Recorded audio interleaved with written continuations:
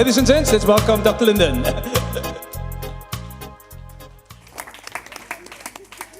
They did say it's a bit of arts and culture also. So good afternoon, everybody. My name is Linden Bauer, and I'm going to be the chair for this particular session. Very exciting one, unlocking public sector funding. So before I start, I'd like to call on the panelists to come forward. They are at this table. If the three of you can join me, and Mr. Marseille as well. So while they are coming up, I will just set the scene for the moment. I chair a committee in Cape Town called the Festival Events and Festivals Committee, and this committee consists of a number of departments. We have the Department of the Premier, who's in the main responsible for this event as one of the indicators. And then we have the Department of Cultural Affairs and Sport. And Cultural Affairs and Sport consist, as you can hear, the two segments, which is sport and recreation, of which I'm the Chief Director. And then we also have the arts and culture sector as well. And today, Ms. Nareen Jeevan, who's here, she's the Deputy Director responsible for the funding aspects, and she will talk to us about that. We also have in the audience Mr. Dunisani Shabalala. He's from the National Department, and I will call on him. He will be the third speaker today. He will tell us a bit about how to access funding within the arts sector generally as well. We also have Mr. Oliphant, and he is from the local municipality, and he'll be speaking to us from the perspective of local government and what they can do to possibly assist event organizers as well. Then we also have, on my immediate left, we have Mr. Linda Marseille, and he's from Westkro, and he will also tell you a bit about what Westkro does for the province and what funding they have as well.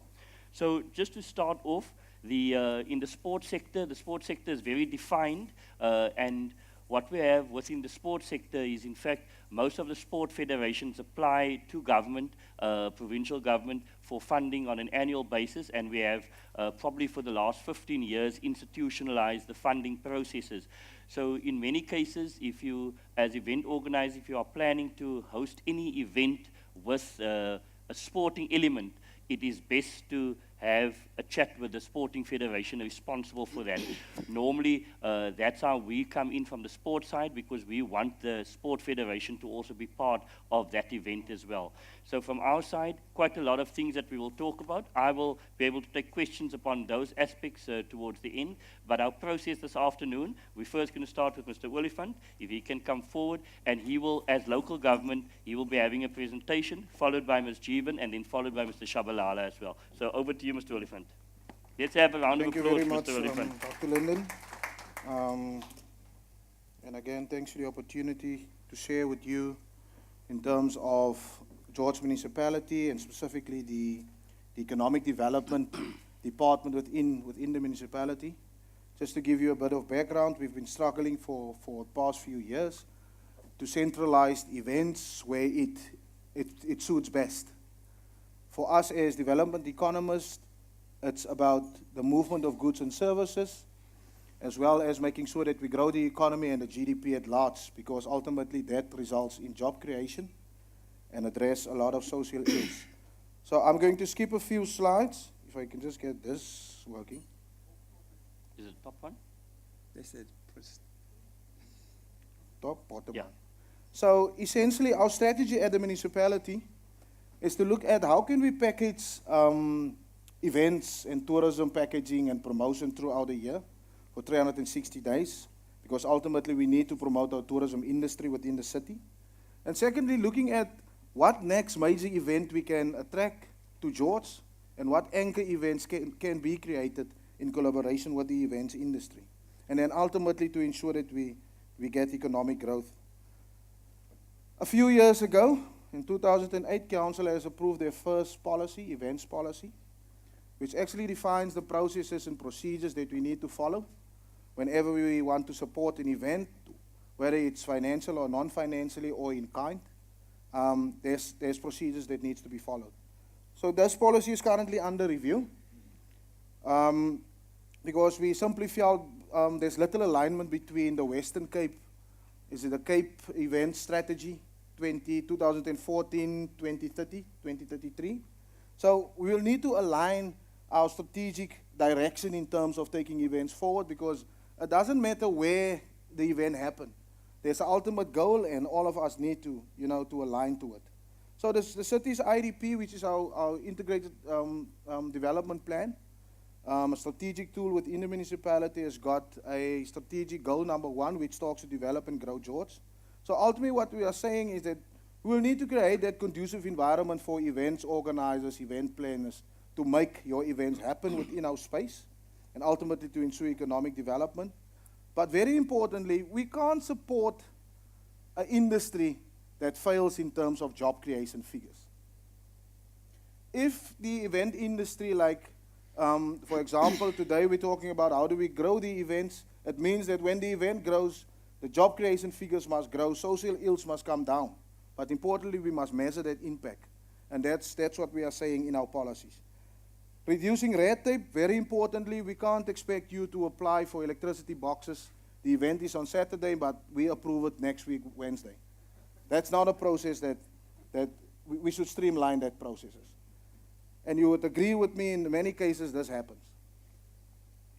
Public and corporate events, there's one of two that we normally do within the municipality. I'm just going to mention one, the George Lights Festival. We had a very successful one last year in December. It happens annually. But then there's corporate events like your street naming, your handover of title deed ceremonies. That happens, that's community-driven events, but it's not attracting a lot of visitors to the city or to the economy. Our event strategy is fully dependent on your partnership, and obviously you need to contribute towards your event yourself, and we'll contribute to it as well and draw in other partners to ensure that the event is staged. Then in achieving our objectives, our matrix is very simple. What types of events are we looking at? The event must draw a lot of people to the city, so a lot of visitors. There should be international and national media exposure, and it should attract more media to the city. And we're looking at marketing opportunity for the city of George. The Deputy Mayor opened this morning to say that we are a city for all reasons. We are a city for all reasons. Actually, we are an event on our own. So if you visit George, you're already part of an event. In terms of economic, social, and environmental impact, yeah, it's very important for us when we provide our funding. We want to make sure that you apply green principles, upcycling, recycling. So we check it in your application. Trading opportunities for local traders, job creation opportunities, very important as we go along. And a topic that we're going to discuss later on, procurement, which is quite high on the agenda currently within the municipal space. And then lastly, the social integration and social cohesion going forward. So this we send out on an annual basis. We started now in 2018 when we took over events. It's now part of our portfolio, so we advertise normally. We ask you to submit your applications. It takes us between 60 and 90 days to get it approved. Obviously, some of the events will be ad hoc events where we will call special events committee meetings to deal with your application. But our annual allocations and 3-year allocations that needs to be provided to events organizers, obviously those applications needs to come in early so that we can process them and ensure that it is budgeted for. And obviously you would understand that these financial contributions depends on the availability of budgets as well. Touched on that one. How do you apply? The call for proposals goes out into the newspaper. It's on our website. It's on Facebook. It's on Twitter. We normally share it with one another on WhatsApp and so on. So what you do, you go to our website, you download the application form, you fill it in, scan it, and then it needs to be submitted in terms of for transparency. We've decided that you should put it into our tender boxes at our supply chain management offices. Because we know what happened. I emailed my application and then Mr. Simpiwe is on leave. He's not at office, so now the application lies within the email, in your inbox, and it's problematic for us to get hold of it. So there's a tender box at our supply chain management offices. You can submit your applications in there. Make sure all your necessary documentation is attached. We're not going to call you all the time to request you for additional documentation. Everything needs to be attached to it.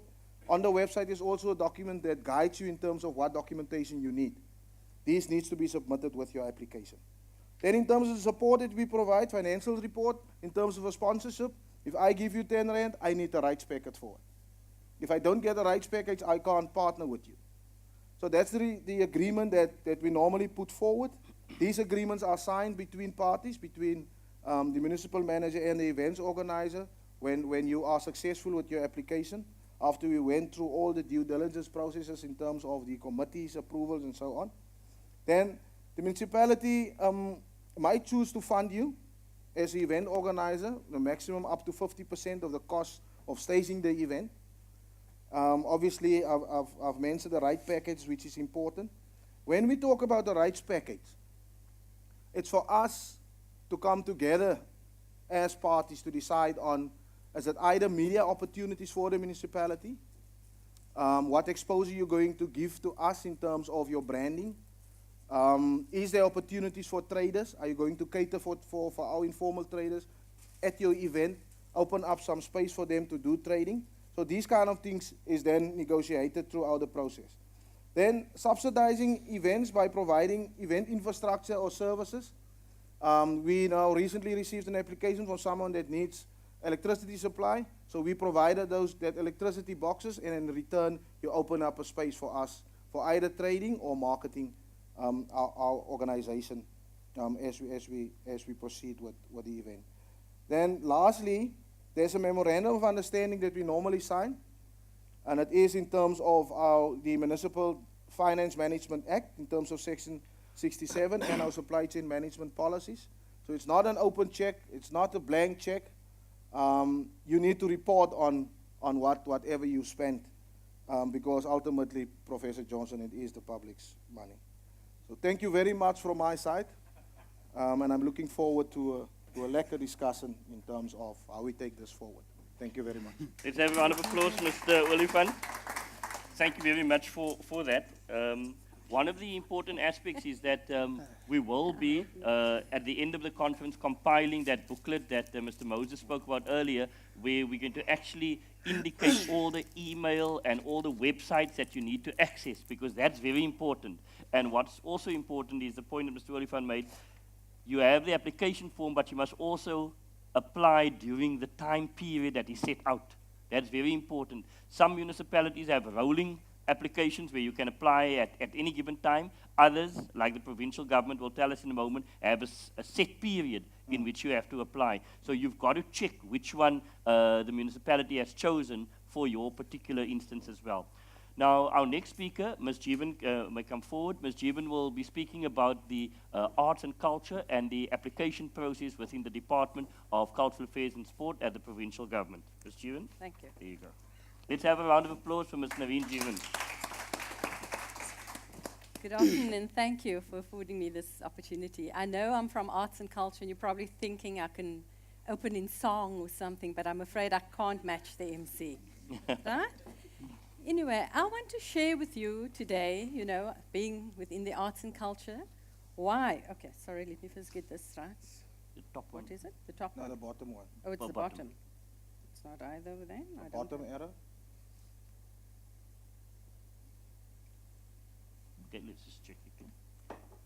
Okay, There you go. found it. All right. Why should the arts be funded? People would often ask you, why should the arts be funded? There are far more important things, so why should we be funding the arts? I want to share with you just to say that, I think the arts are is a crucial part of people's lives, because the arts affords us an opportunity to give expression to what we feel, to stories, without in areas sometimes where it's not possible to do it via the written word.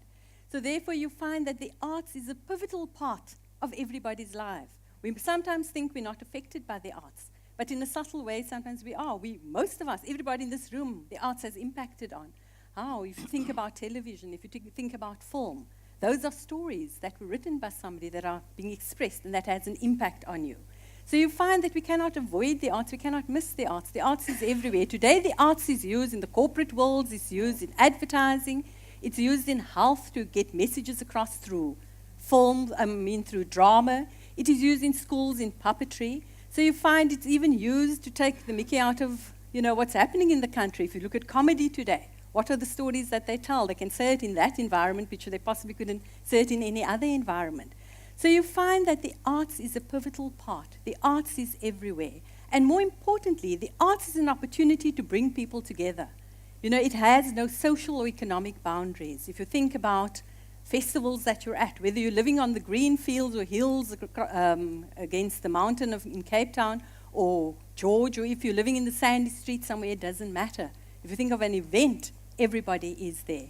So there's an important place for everybody within the arts, and that's why the arts contributes to our quality of life. It contributes to the holistic development of people. And that's why, for us, it's very important that we support the arts. So how do we, as arts and culture, make this happen? I'm going to take you through various phases. I want to start by saying, the demand far exceeds the supply, if you look at it in terms of funding. We can never meet the demand, financial demand as it is. So therefore, it's important to us that we have an integrated approach, that we look at the arts and we look at not only the financial resources that we can bring, but also the non-financial resources is equally important to us. And when I talk about an integrated approach, I look at funding is not in isolation within our department. Funding forms part of every other program, and every other program forms part of funding. And I will try and explain how we do this through our funding year. You find that, yes, we are guided by a funding policy, but as with anything, nothing is static. We are in the process of change as well. We're revisiting our policy because currently we only fund registered arts and culture organizations, but we are mindful that the arts is also practiced by individuals, right? So that's what I'm saying. We are looking at various. We currently fund registered arts and culture, which must be NPO, non-profit organizations, right? So automatically we're excluding a big sector as well. So those are aspects which will be considered, which will be looked at, which will be revised and, to bring it in line with what the environment is seeking. You find that in terms of our funding process, as Lyndon had just intimated, it occurs, we're also in a process of change there, I need say. For the past few years, we had the deadline or the period for applications from mid-February until the end of March. It has changed this year because we found that, we work on financial years. And financial years, some organizations work on calendar years. And by the time we make the funding available, they're already halfway through their year of operations. So this year, our funding cycle has changed. Our closing date for the next financial year, 1920, has already been on the 21st of December. So if you've missed that deadline, the next time you can apply will be around October this year for the next financial year. So our next application will be for the financial year 2021. Our annual funding process is quite a rigorous and quite a rigid process currently. You find that it's all done manually. So we're also looking at developing an electronic application process, which will make it more accessible. I know people who are very busy hate the thought of having to sit down and complete papers, right? They'd rather do it in their spare time anywhere where they might be. So you find that that process, currently it's not in place yet, but we're hoping to get there. Once your application is in, the application process, we allow people 6 weeks, from the advert that is being placed, which I'll speak to the closing date. And the way in which we advertise in the media. Often people miss that. But we also advertise on our website. We advertise by sending out our advert to all the municipalities, to libraries, to our sister organizations, to our other sections in the department, in not heritage museums, placing it up in museums, libraries, etc. But yet people don't always, see our advert. So we're mindful of that too. But you find that once the closing date, there are various documents. There's compliance, and then there's the artistic side that we need to look at. So the whole process from the date of closure until people get to know the outcome of the application, we are often criticized for that, yes, because it tends to take quite a bit of time, because it's a tedious process of having to go through each and every application. Our applications, sometimes the numbers differ. You have from 230 to, I believe this last cycle of ours was 141 applications. So you see, depending, I don't know if it's because of the change of time that might have impacted, we don't know, we'll see within the next year or two. So you find our annual process, once the closing date, we adjudicate in terms of compliance. And when I talk about compliance, I say to people, when you apply, no matter where you apply, you will have to submit a proposal or a business plan. So important to us is to get people trained, to get to link them with organizations, with individuals that upskill around that area. You need to have some financial record or system in place, and you need basic things such as a bank account. And people will look at you sometimes and I say, well, the bank account must be in the name of the organization and not the individual, because often that becomes very contentious, because there are certain compliance issues which we cannot bypass. But coming to the artistic side of things, you find that we don't, as a department, we get in independent persons to adjudicate our applications, because we just take a step back. They adjudicate based on certain criteria, as within government. Important to us is skills development, talent development, opportunities, training, because our mandate is the development and the promotion of the arts, of arts and culture. So those are elements that they would look at in, and that's also contained in our funding policy. It's quite explicit on that as well. So you find that they would make the recommendations to us, and once the recommendations have been approved through the whole system, people are informed. But as I said, ours is a very formalized process. We enter into a contract with individuals whom we fund, and there are certain deliverables which are agreed upon between the department and the organization. So we're never going to ask people to do things for us, but we'll assist, and we'll see there must be, almost like you said, a win-win situation, because we want, important to us is the training element, is the transfer of skill element. But be that as it may, that's one of the areas, that's a formal process. Many of them do not get funding. As I said, we don't have a bottomless pot. So important to us is also to create those networks, these non-financial aspects, to create networks, but also twinning agreements, whereby we twin various organizations. And maybe I should just share with you this that I have here. This is a 3-tier approach that we have to funding. We are mindful that, yes, they are non-profit organizations, but they are at various levels. And we have the added advantage of working right across the sphere. So you find that the foundation phase, these are largely organizations, people who are not necessarily, it's not everybody who's in the arts there to make a career out of it. Some people are in the arts for the enjoyment thereof, for, you know, the gratitude that what it brings to them, that they enjoy doing. So we're mindful of that, but we're not saying that that's any lesser important. Because you find that in the foundation phase, these are groups within rural areas, within we just get together. Because I can dance, I put a group together and we dance. And we dance outside on the Saturday where people shop, or we go to events and we whatever. So we want to encourage people also, because we also have a scenario that within our communities, there are people who can play an instrument, but they cannot read music. And because they cannot read a note, they can never make a career out of the skill that they have. And therefore, we have partnerships with institutions, tertiary institutions. And I can cite one that we have currently. With the University of the Western Cape, I think we're the first to have embarked on one of these, where we have looked at where the university provides the tuition.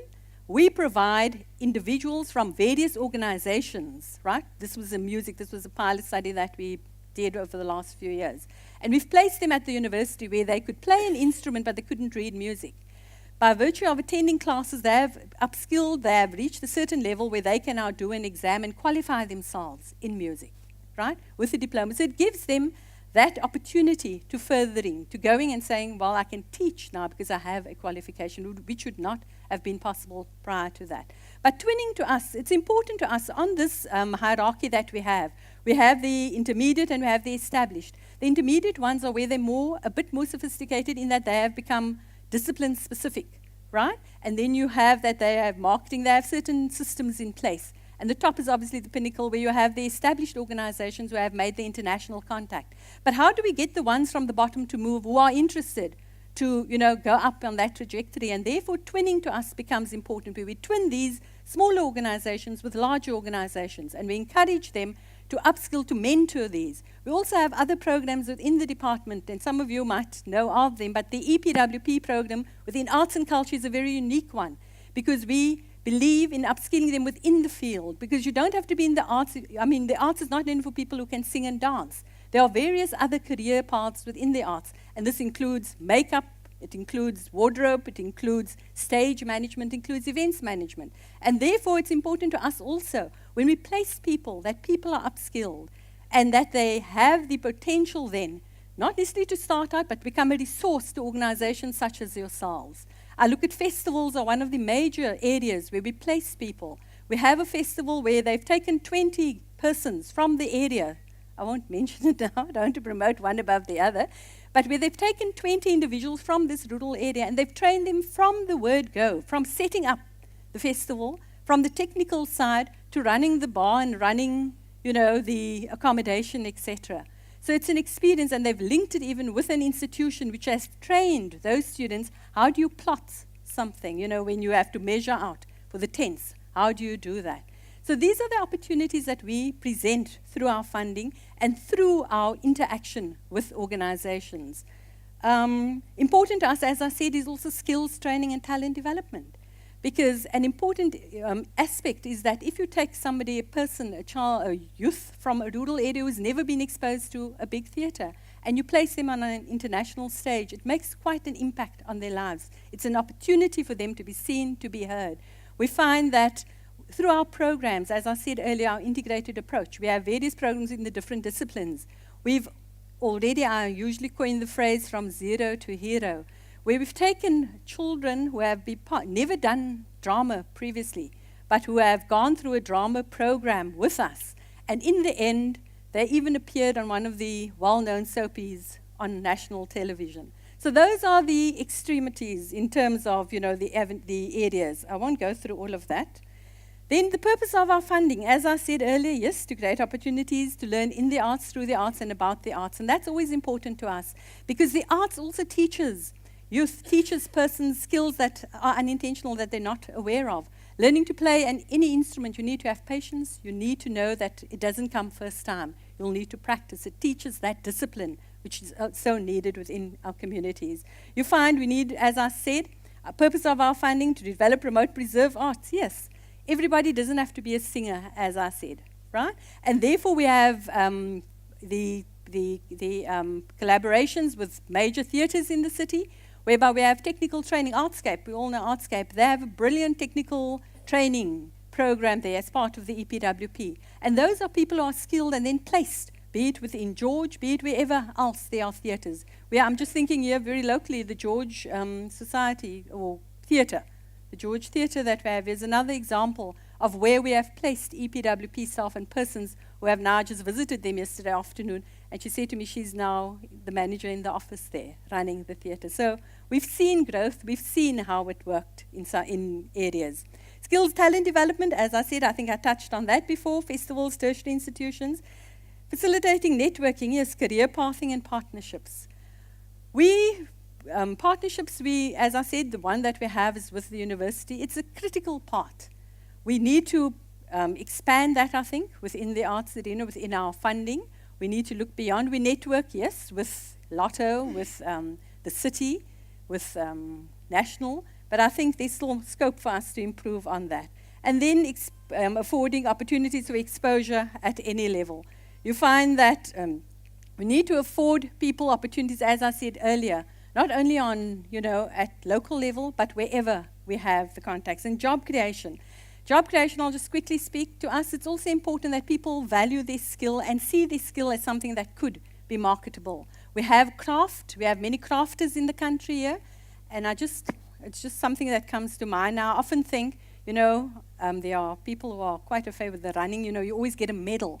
But what about big events where we could have something crafty, which we impart to people, which we give instead, I'm not saying instead of a medal or in addition to it, but it will make such an impact because it would give a person and big events often attract many international participants. To have something made in South Africa, but give that person who could be creating, it would be a whole chain reaction. So the complete value chain of that, it's not only the crafter, the skill that's being done, but also giving them an opportunity to be seen beyond the boundaries of their little area in which they operate. So, in summary, I'll just quickly, our annual funding, as I said, it's an annual process which commences the preceding year. I went through that. Our compliance documentation, sometimes, business plans, and I need to say, it's not how well the business plan gets written, because everybody has to submit a business plan to us in terms of that hierarchy, but it's the elements that are in there that we look at. So you can write a brilliant proposal, and yes, but we can't support everyone either. So we'll look at which ones, especially in our foundation applicants, who we could link up with one of the others who are a bit more advanced. Then I mentioned the bank account, financial records, AGM minutes. We need to also ensure, remember we also, the red tape that somebody mentioned, we have to comply with certain requirements, governance issues. So irrespective who or where you have to comply, and we cannot move beyond that. So that's an important aspect. And then persons who we could contact details, well, that. But just to say, it's on the website as well, our details. And let me just see if there's anything else that I just wanted to say. But anyway, that in a nutshell is what we do. But we're very passionate about what we do. And I want to conclude by saying, you know, the arts reach far beyond the script, the canvas, or the stage. Thank you. Okay, a big round of applause for Ms. Jeevan. Thank you very much, Naveen. They'll close it. Oh, okay. That's fine. So, thank you.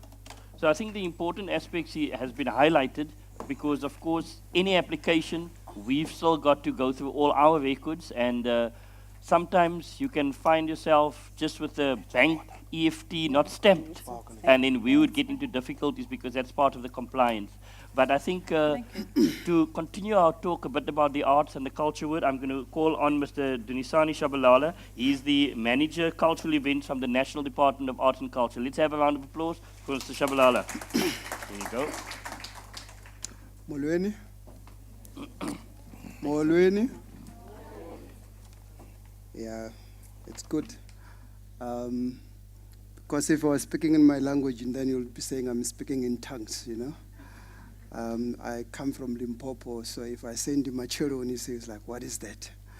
I'm a South African. That's so proud about promoting all the languages that we have in this beautiful country of ours. My name is Dunisani Chabalala. I work for the National Department of Arts and Culture for the past 13 years, almost 14 years. I've been working within the funding space. By then we used to have a program called Investing in Culture, and now we have the program called Mzansi Golden Economy. Mzansi Golden Economy came about as a result of the then minister around 2010, 2011, who came up with an idea that in Gauteng, some 100 of years ago, there used to be a lot of gold. And now, if you go to those mines, they will tell you that there's no more gold. And then he was turning the creative and cultural industries to be the new economy of our country. Amen. So now, I'm going to talk a bit about this program and what are the processes that we need to follow.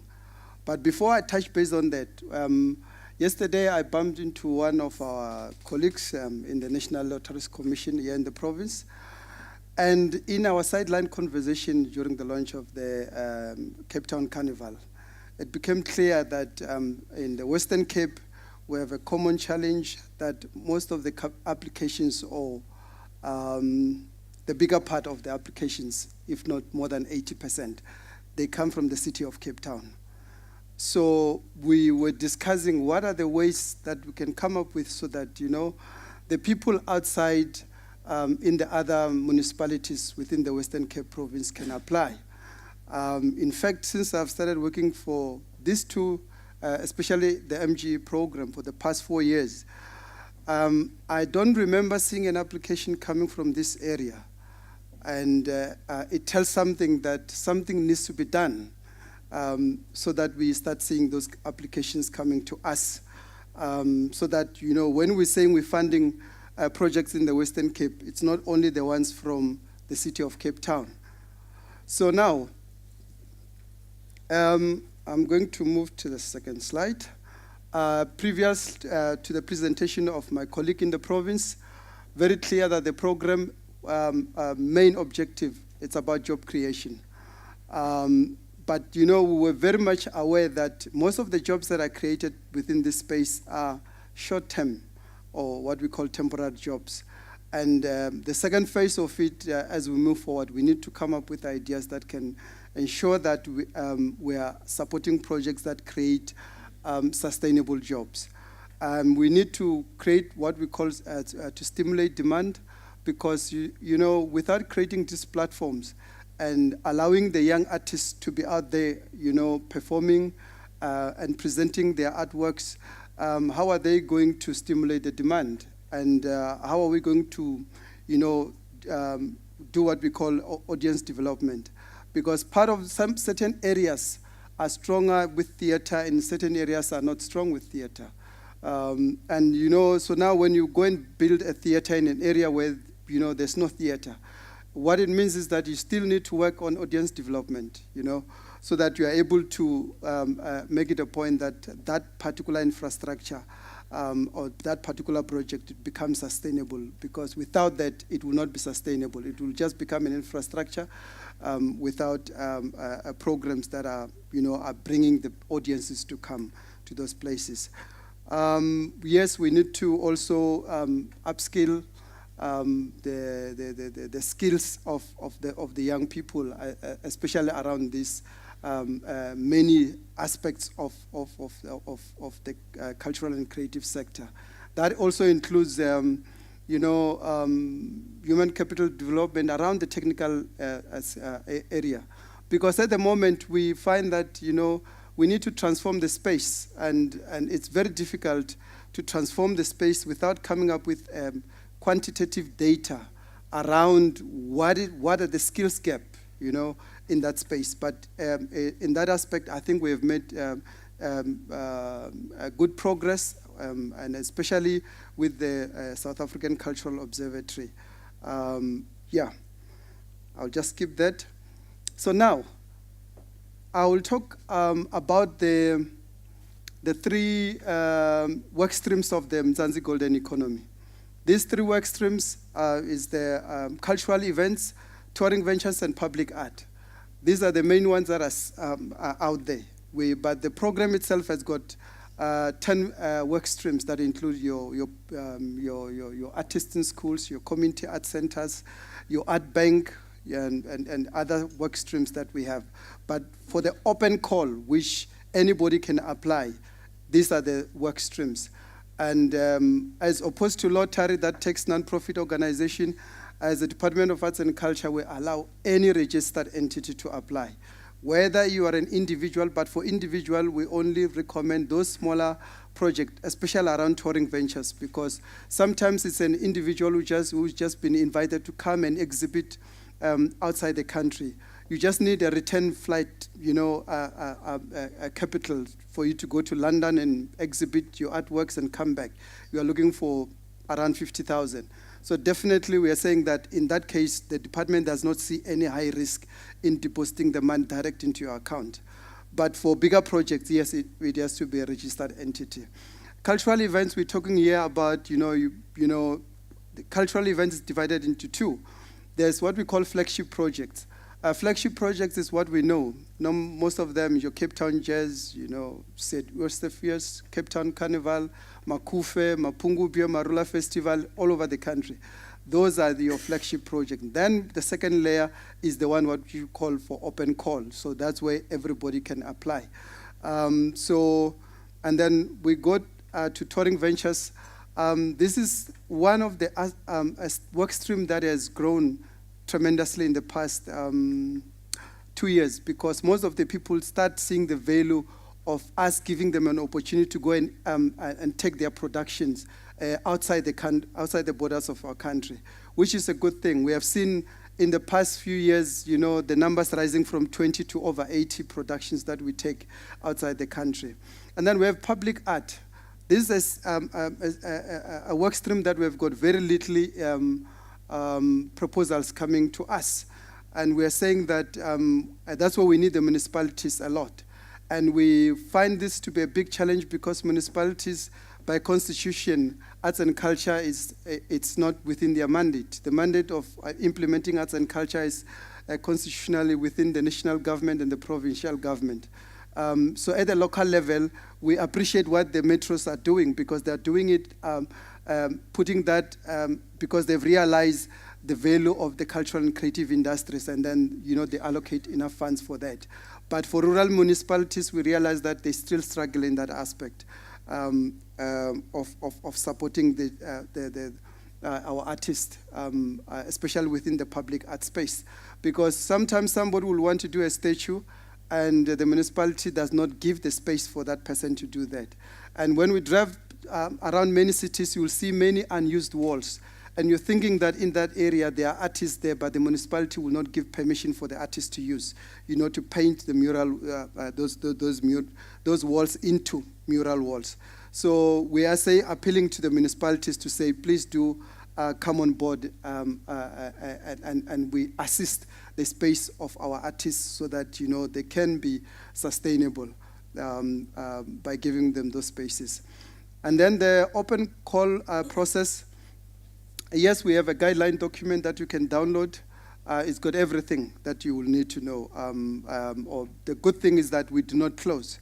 Our space is open. But what I want to say is that for the current financial year, the funds are depleted, and then the applications that we are receiving are for the next financial year, starting from April going forward. But then if you're interested in applying, we make sure that we have received your application by next week, because they're capturing, and definitely that process takes a bit of time, so that by end of March or early April, we are able to come back to you with that. But then in the guideline document, you're going to see the threshold. We have got the maximum for cultural events is 2 million. For touring ventures, it's 1 million. And for public art, it's 1 million. I'll skip the rest, just talk about the end there. At the end, we are having, we are coming up with a process of the online applications that will be activated for the next financial year. So that one will be much better, because once you apply, and then you're going to get a reference number same time, and you're going to use that reference number to go to the system to be able to see that. At the moment, as we are busy testing the system, it's already developed. It's just that, working with a system can be a little bit of a challenge, because it can crash, it can, be overbloated, can, clutter down. So we're trying our level best to work with the SETA to be able to accommodate whatever number of applications we're going to receive. That is the criteria. As government, we talk about social cohesion, job creation. We need those projects with partnerships, audience development, market access. So it's all those aspects combined that gives you a better end. I'm not going to touch on the requirements because they are well articulated in the guideline document, and you can find the guideline document in our website. And then the contact details there on your screen. You can take a picture of it, if you think you want to apply. And then we don't take emailed applications. They have to be sent to us. So that is the physical address where you can send it to. And then they will be able to be captured. And then you can follow through the email to Mr. Stembison Tombela, which is not me. It's my colleague who deals with this aspect of managing the administrative processes. And in respect of time, I will want to pause there, because I believe that the program, as it was designed, is designed to be a catalyst that moves opportunity seekers to, have a bridge to where they want to go. And I believe that we have, in the past 4 or 5 years, we have supported a couple of projects, especially within the second economy environment, to be able to get to the next level. Thank you. Thank you. Let's have a round of applause, Mr. Shabalala. Thank you very much. And one of the important things that I just wish to emphasize before I ask Mr. Maasai to come up is, in fact, this aspect that it seems that the public is not applying. Mr. Shabalala articulated the things are out there, the website is there for you to download the forms. So the point is, you've got to apply, because you've got to make sure that you actually put your application in. And the same point he made about Lotto as well. We're going to have our last speaker will just speak, and Mr. Maasai is from Westkrow, and when he concludes, we're going to have a round of questions for any of the panel members. If you're unsure of any of the funding aspects, I've got a clock here that I'm watching as well, because I know some of you want tea after this, but Mr. Maasai will be up now, so let's have a round of applause for Westkrow. Mr. Maasai. Good afternoon. Thank you very much for the opportunity. I was just looking at the screen there, Knox. Mr. Chabalala's threshold is like my budget. So, Alvin, you know where to send the application next, ne? Please don't bother me.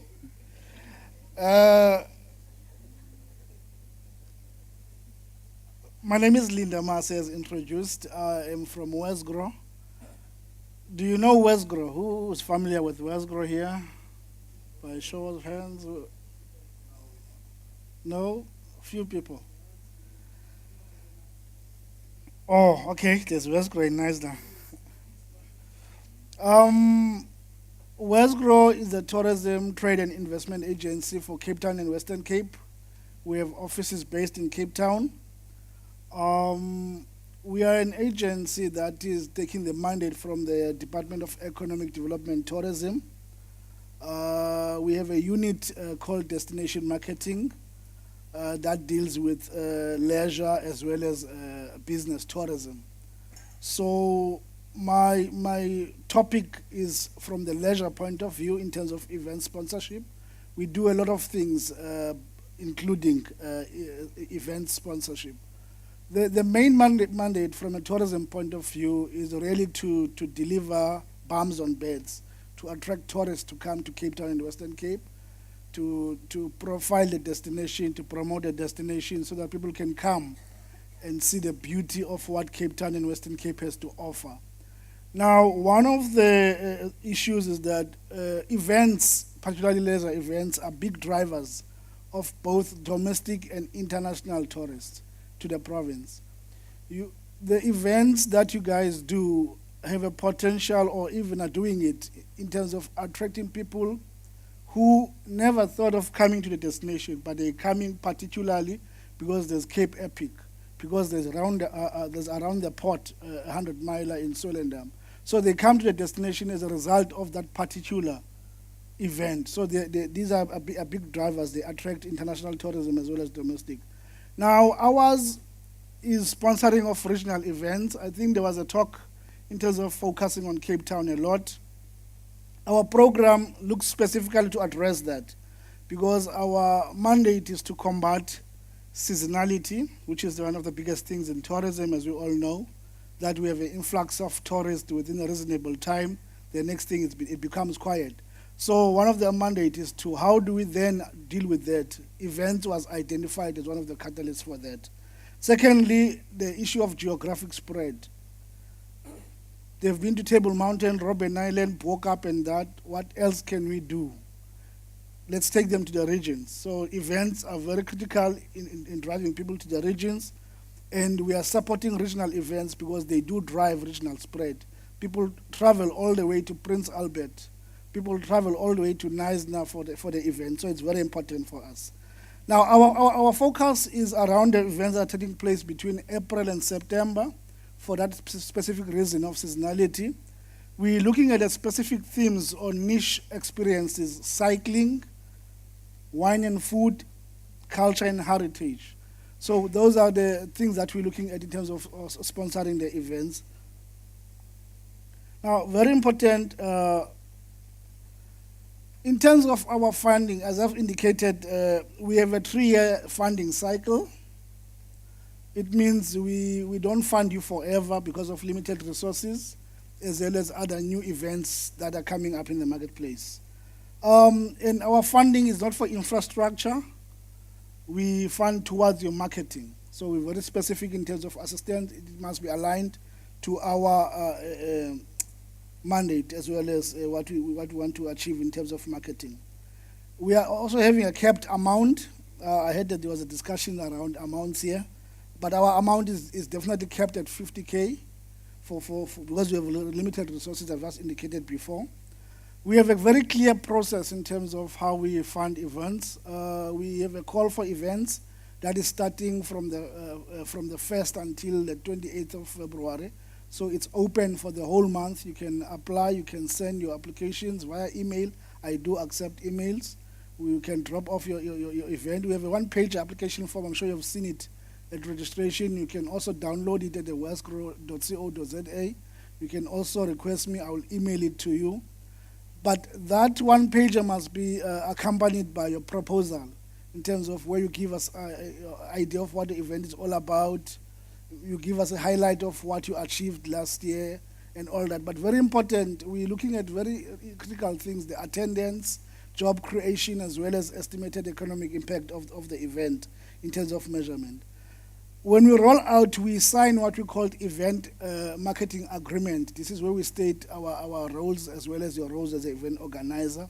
But very important, after at least 60 to 90 days of the event, we expect you to submit your report. Now, apart from financial assistance, we do also non-financial assistance where we do website listing. We can list your website in our website, which is goto.capetown. We do social media. We can amplify your event in our platforms. We've got a lot of followers on Twitter, Facebook, Instagram. We also have an annual calendar that we produce for cycling, for leisure events. We can list your events there as well. But moreover, we also do media hosting. I'm sure Elwin will talk about that, where we take media to your event. They can profile the destination. They can profile your event. So that's one of the non-financial support that we can also do for you. Just to highlight the importance of reporting or the importance of supporting events, between April and September in 2017, that's now the time of events that we're looking at, we invested about 1 million covering 46 events that took place in the regions. That resulted in 2,968 temporary jobs that were created, as well as estimated economic impact of more than 4 million. And that also contributed to visitors to the region, about 320,000. So this is the impact of us supporting those regions. Limited resources, but partnerships results in this kind of impact in terms of event support. So that's why I'm saying it's very important that we report these figures so that we can know the impact of these events. I think also Pedro highlighted that as well.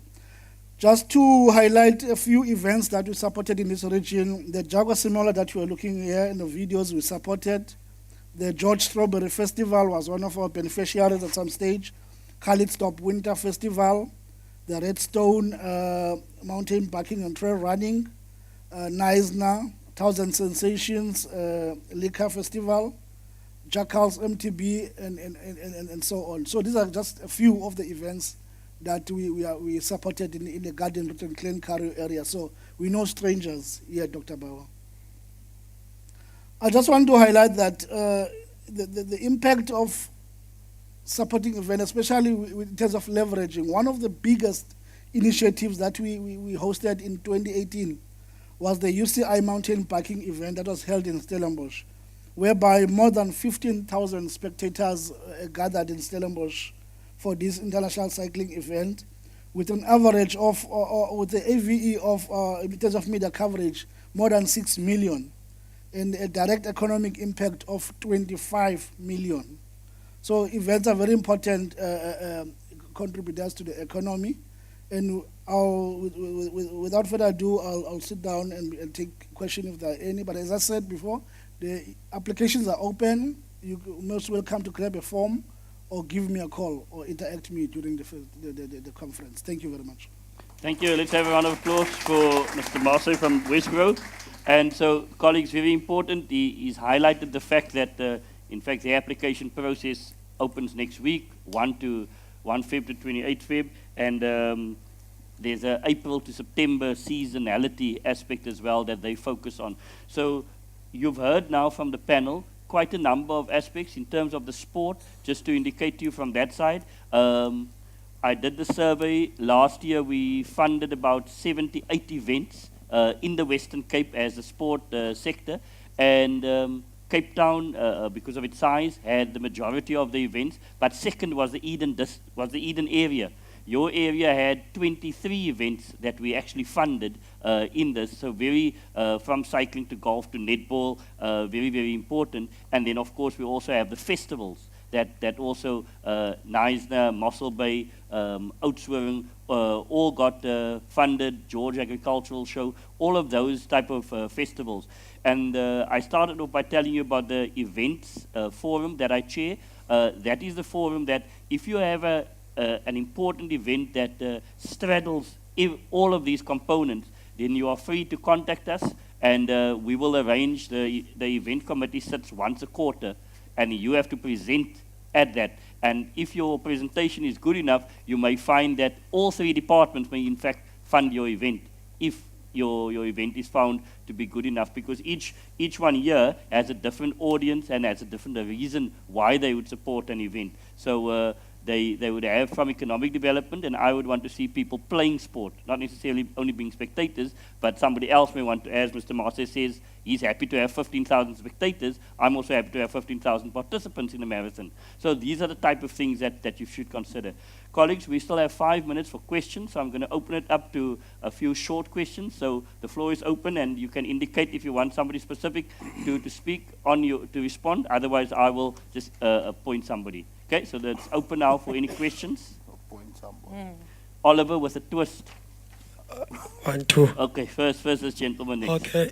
Yes, sir. My name is Vuvu. Yes, sir. I'm one of the event organizers. I'm doing a green carpet fashion extravaganza in Niza during Oyster Festival. Yeah. And our main objectives is giving young creative individuals a premium platform to express their artistic skills. Yeah. So, the artistic excellence. So, my event, it's based on cultural fashion.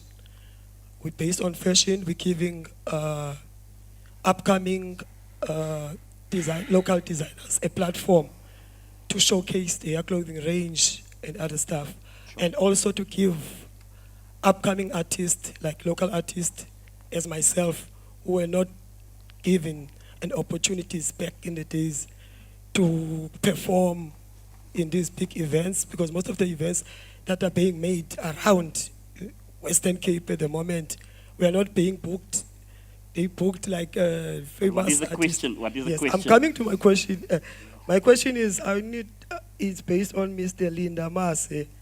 I think I've been applying for several times to the Westcro. So since you just said that your main focus is based on the events that are wine and food and recycling and other stuff, so in terms of funding, are you willing and able to fund events such as mine that are based on fashion? Like, I'm based on fashion. In my event, I can say the green carpet, I'm the first guy in South Africa who brought that name. You see? If anyone wants to do a green carpet, must come to me. Okay, Otherwise, no. Thank the you. law will follow. We've got the question there, so think about that, and maybe Naveen, Mr. Shabalala, you want to think about if you want to respond also there. Right, Mr. Oliver, let's go to your question. Simple question, Mr. Linda. I need you to explain to me in terms of funding. I also submitted a proposal, and then I received a positive feedback in terms of the program was great, but the problem was the event is taking place while there's Oyster Festival. I think I explained in the email that I'm part of the incubator program. You acknowledge the program, but you said because of the program is happening during the seasonal time, it's not going to be funded. So can you please explain to me, because now when I heard you saying you fund between April till September, events that are happening, or the programs that are happening between April and September. So it was in that space, but it was not funded, and then it was that. Yeah. Thanks, we got the question.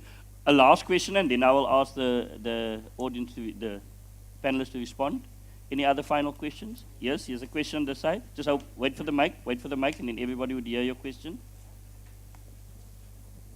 Hi, I just want to check with you when your events forum planning cycles are and what dates they are, please, and where it happens. Sure. Thanks.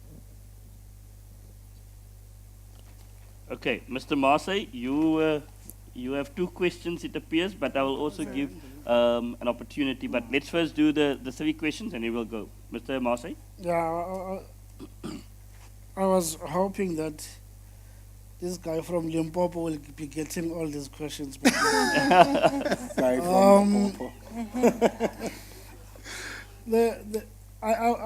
There's no way I'll sit here and promise you unless we engage offline, or even better submit a proposal in terms of your your event. I think what is very important is that mine being here is for you to understand the organization that I come from, the mandate, so that you align with the mandate.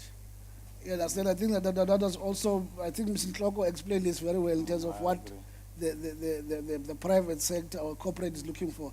It's a similar approach. When you have an event, as an organizer, you're looking at sponsorship, which is looking at a partner, but you need to understand who are these guys, what is their mandate. You understand? How do I align with their mandate? You understand? So that when you talk to me, you said, I know who you are. You're looking at 1, 2, 3, and here is what I'm doing and stuff in terms of what you're doing. You understand? So it will help that your proposal is aligned to what my objectives are. Because I want your event to draw people from Cape Town to come to Niger specifically for that event. I want people to book accommodation because they come to this fashion show. You know, I want investors to come because they're coming to this fashion show. So if you can sell that, that's very important. But it doesn't even close doors because there's, as Dr. Bauer said, I might not look at your proposal favorably, but my colleague will do, or someone else might. So that's also very important to note. The other one was around, were you talking about the Ikasifan, Kalaran and stuff like that? I get a lot of applications I might not recall very well. But what is important is that there must be clarity when, in terms of, yes, we're looking at geographic spread, seasonality, and all those things. But we have limited resources. We cannot accept anything. But if you have an event within an event, it must be nicely aligned, because I would easily, if I'm doing an event within what you call Neisner Oyster Festival, then I apply on my own. Where is leveraging? You understand? I think I would approach Mr. Mokorongo to look at my event favorably, so that when they talk to Westgrowth, they bring that element as well. You understand? For better leverage and everything else. Because it might that, because of resources, we'll look and say, already in Neisner we're supporting how many events, so you understand, things like that. But I think there's also opportunity. Let's talk more and see how best we can be of assistance. Yeah. I'll also respond on that one. Any of you want to respond? Maybe I can just comment in terms of design. It is, I mean, it's part of craft. It's a genre of craft as well. And yes, we do look at those type of applications favorably too, because there are very few that come from within that sphere.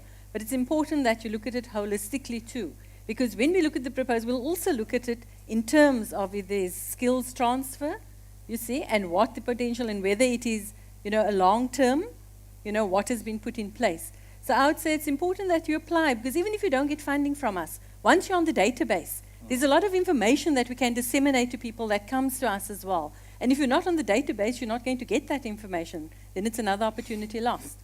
Okay, so Thanks. I think that's... Thanks, Naveen. Mr. Shabalala? I think from our side, we look at it at the end user part, because we are funding at that space at the level of events. So if you're having a fashion show or a design show, you know, those are the elements that we look into. If you look in the MGA application form, you're going to see it's got multidisciplinary, it's got fashion design, it's got music, it's got heritage, it's got all those components. But, you know, the definition of what you want to do has to be specific and very clear, because most of the people will realize when we engage, we know, you know exactly what you want to do. But the way it's put, you think about the adjudicator or assessor who's sitting on the other side. Do they understand it the way you are putting it when you talk about it? Yeah. No, thank you very much. So just one or two aspects from my side. So one of the important things is Mr. Masai mentioned event within an event. Now, we, for instance, as the event forum, we meet with World Sport and the Knysna municipality about 6 to 8 months before the next Knysna Oyster Festival. So we already have started the interaction, because there's a number of role players that come into play. So applications that come on the day, a month before the next 2019, I will not even consider, because it's too quick, because we are planning to have certainty going forward. So what is important is both the color run and the fashion, submit your proposals in the times that have been indicated, so that that process can then continue in that regard. So Mr. Marcy's process is now open, Naveen's the one has closed, but it doesn't mean that you can't apply in October for the next one. So I think that's the point of today's conference, is to educate ourselves, to say this is the time periods, go for that as well. And one of the things that we've done in sport, because sport is not any longer seasonal, you have now football and rugby right through till December, we actually have applications a year in advance. A year in advance. So you cannot come to me in February and tell me you have an event in April. I'm going to tell you I can't fund it, because you have to come to me a year in advance. And the rationale for that is very simple. Our application in the sport world starts on 1 April till 30 September. 6 months, and you applying for the following financial year. By the time you then apply, you tell me that you've secured this, secured that. We then go through our application process, and by the end of February, we have signed off what we're going to do, because in the month of March, the minister has a budget speech that she or he has to deliver every year. And in March, the minister then announces what he or she, in our case it's a she, what she will be supporting. So that when the financial year starts on 1 April, we are ready to roll so that we can get our funding out. But you cannot come to me in June and ask for the July. It won't happen, because government needs predictability and certainty. That's what we need. And it's important that you come early. In terms of the event forum, we will be meeting at the end of February. That's our next one. We haven't finalized the date yet, because we were waiting for all the budget speeches dates, but all that has now been given. So Mushfika and Johan will indicate to when we do the conference minute, but it will be towards the end of February, because anyone that's coming the end of February is actually making a play for the next financial year, because our financial year as government, provincial and national, starts on 1 April, and of course municipality starts on 1 July. So that's the important one on that side. I saw there was one more hand. Mr. Shabalala, you were pointing? It was there. The guy wearing a white shirt there. Yes, yeah, let's allow one more question, and then we will close the session with your question. You can go, sir. Thank you very much, sir. My name is Justin. I'm from Oudtshoorn. I just wanted to find out with Mr. Linda, when popular, very popular man. I'm also one of the culprits that I've handed in my proposal for the event that I'm doing in Oudtshoorn several times with Westgrove, but tough luck. I just wanted to find out, my event falls in the space of October. It was supposed to be a heritage event, but in Oudtshoorn during that time of September, the weather doesn't allow. So in October, the event falls in there. So I heard you say you only cover the events between April and September. So what happens there? Do we have a clarity, or most probably I won't be in the space of applying for any kind of an assistance from your office? Your event takes place in October. That's correct, sir. It was supposed, initially the event was initiated to take place in September, but due to the weather in Oudtshoorn in September, it's an outdoor event, it doesn't allow. So October becomes the best time to adjudicate the event. So during your space of funding or whatever assistance that you give, I heard you mention April to September. So I think also when I applied, I even specifically said that it's an heritage event, but due to season, it doesn't allow during that Justin, time. can we do that? A tea time question for you and Mr. Linda. Let's do that. One of the speakers in the next panel has to catch a flight later, I think the last flight. Lastly, I wanted to find out from the madam, I heard you said about the database. Is it possible for the information that most probably we gave at the reception, is it going to reach you, or how do we get ourselves into your database? Good, I'm sure. Yeah, everybody here, we will be drawing up a conference minute. And in the conference minute, we will be putting the names of your organizations, not you necessarily, but the names of your organizations that participated. And we as Department of the Premier, Westgrove, Cultural Affairs and Sport, we will now have the full details of everybody that attended here, so that when we have these conferences, we will be sending you information, we'll be sending you application forms, we will be telling you the application forms are now ready on the website for you to download, then it will be up to you to decide. So that's what we will certainly be doing with the conference minute, as well as the presentations will be all together. Mr. Bester and Mr. Moses and Ms. Sali, they'll be putting all of that together at the end. Thank you very much, sir. So that's fine. So colleagues, I've just had an interaction with I will come back to you now. We're going to break in 2 minutes time, but they've asked us just to get our tea and then to come back, and we'll start in about 5 minutes. But panelists, thank you very much for the insight. I think people now have been taking notes furiously, and I'm sure we'll be getting an upsurge of those applications. Let's have a round of applause for the panel members. Thank you very much.